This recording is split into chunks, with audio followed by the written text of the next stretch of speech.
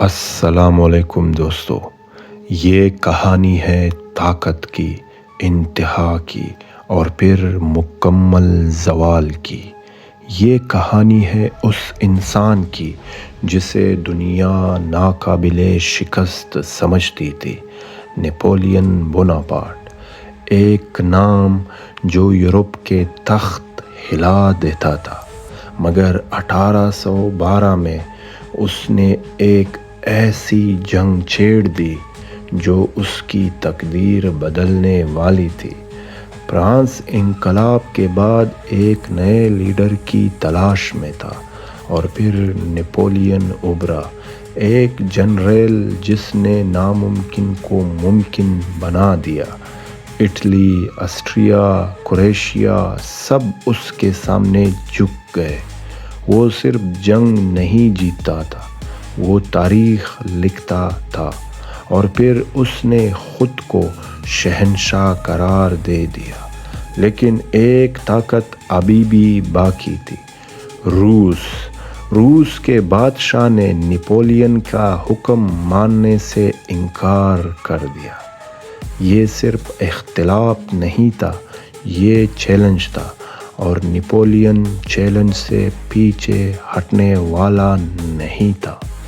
1812 میں اس نے اپنی سب سے بڑی فوج تیار کی، 6 لاکھ سے زیادہ سپاہیوں کی، مختلف قوموں سے، ایک مقصد کے لیے، روس کو جھکانے کے لیے۔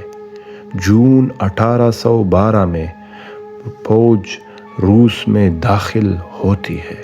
شروع میں سب کچھ آسان لگتا ہے، کوئی بڑی لڑائی نہیں، کوئی مزاحمت نہیں، لیکن یہی سب سے بڑی غلطی تھی۔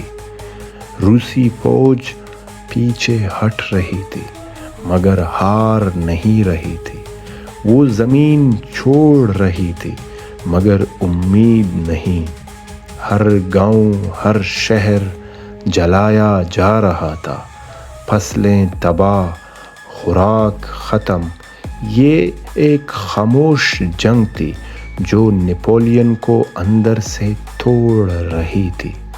اس کی فوج آگے بڑھ رہی تھی، مگر کمزور ہو رہی تھی۔ بھوک، تکن اور خوف آخر کار ماسکو سامنے تھا۔ نپولین کو لگا یہی آخری قدم ہے۔ وہ شہر میں داخل ہوا، مگر خاموشی تھی۔ کوئی جشن نہیں تھا، کوئی شکست نہیں تھی، بس خالی سڑکیں تھیں، کیونکہ ماسکو کے گورنر نے شہر خالی کرنے سے پہلے پورے شہر میں بارود بچھا دیا تھا، اور پھر آگ، پورا شہر جلنے لگا۔ ماسکو راکھ میں بدل رہا تھا، اور پھر اصل دشمن آیا۔ سردی، برفانی ہوائیں، منفی درجۂ حرارت۔ نپولین کی فوج اس کے لیے تیار بالکل بھی نہیں تھی۔ سپاہی ایک ایک کر کے گرتے گئے، کچھ بھوک سے، کچھ سردی سے، کچھ بیماری سے۔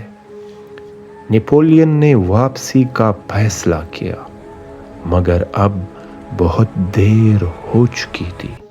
راستے بند تھے، دشمن ہر طرف تھے، روسی حملے اچانک ہونے لگے۔ یہ جنگ نہیں تھی، یہ بقا کی جنگ تھی۔ 6 لاکھ میں سے صرف چند ہزار باقی رہ گئے فوجی۔ باقی یا تو مر چکے تھے یا راستوں میں کہیں کھو گئے تھے۔ یہ ایک فوج کی نہیں، ایک خواب کی موت تھی۔ تاریخ کا ایک سبق بن گئی تھی فرانس کا روس پر حملہ کرنا، کہ ہر طاقت ہمیشہ نہیں جیتتی۔ کبھی کبھی زمین، موسم اور وقت سب سے بڑے فاتح کو بھی ہرا دیتے ہیں۔ اور یوں نپولین بوناپارٹ، جو دنیا کو فتح کرنے نکلا تھا، خود اپنی سب سے بڑی جنگ ہار گیا۔ آپ سب دوستوں کا بہت شکریہ۔ چینل کو سبسکرائب کریں اور ویڈیو کو لائک کریں اور کمنٹ کریں۔ والسلام۔